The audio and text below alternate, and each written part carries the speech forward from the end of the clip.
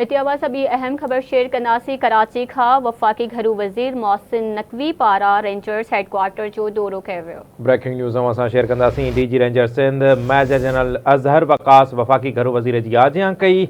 वफाकी घरू वज़ीर मोहसिन नकवी शहीदनि जे यादगार ते चादर चाढ़े दुआ पिणु घुरी आहे।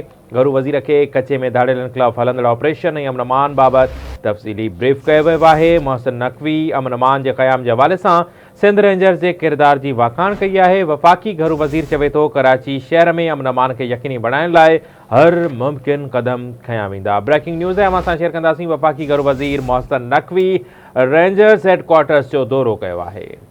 आवाज़ खबर शेयर कंदासीं। DG rangers major general Azhar Waqas वफाकी घरू वज़ीर जी आजिया कई। अवा खे अपडेट दे रहा आहियूं। वफाकी घरू वज़ीर मोहसिन नकवी शहीदनि जी यादगारुनि ते चादर चाढ़े दुआ घुरी। घरू वज़ीर खे कचे में धाड़ियलनि ख़िलाफ़ हलंदड़ ऑपरेशन ऐं अमन अमा बाबति तफ़सीली ब्रीफिंग ॾिनी वई। मोहसिन नकवी पारां अमन अमा जे क़याम जे हवाले सां रेंजर्स जे किरदार जी वाखाण बि कई आहे।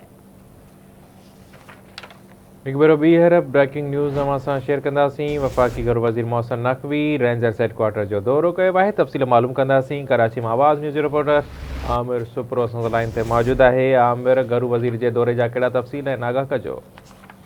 जी बिल्कुल रज़ा, वफाकी घरू वज़ीर मोहसिन नकवी रेंजर्स हेडक्वार्टर जो दौरो कयो आहे, जिते DG rangers Sindh general Azhar Waqas खे रेंजर्स जो हेडक्वार्टर जो दौरो करायो। उन मूजिबि डीजी रेंजर्स जेको चवणो आहे त मोहसिन नकवी जेको घरू वज़ीर आहे उनखे कराची, ख़ासि करे कराची में अमन अमान स्ट्रीट किराए में कचे जे ऑपरेशन बाबति तफ़सीली ब्रीफिंग ॾिनी आहे। वफाकी वज़ीर जेको आहे उनजो चवणो आहे त कचे में जेके छोरू आहिनि या धाड़ियल आहिनि उन ख़िलाफ़ ऑपरेशन खे सारायो आहे। हिन इहो बि चयो आहे त वफाकी हुकूमत पाकिस्तान रेंजर्स जी हर मुमकिन मदद कंदी। ॿिए तरफ़ डीजी रेंजर्स जो बि चवणो आहे त वफाकी वज़ीर सां सिंध जे अमन अमान बाबति गॾिजाणी बि थी आहे। रेंजर्स हेडक्वार्टर जो पिणु दौरो करायो वियो आहे। ठीकु आहे, महिरबानी अवां जी अपडेट करण लाइ।